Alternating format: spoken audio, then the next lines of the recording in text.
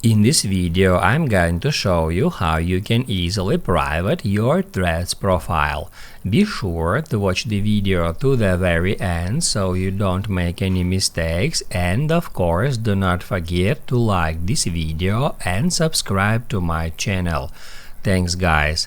So let's get started, and first off, open up Threads, then go to your profile and tap at Edit Profile.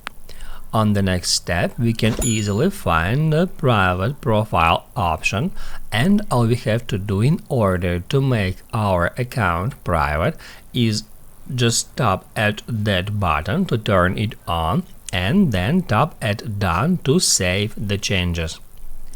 After a couple of seconds, your account will become private, and that means that only your approved followers can see and interact with your content.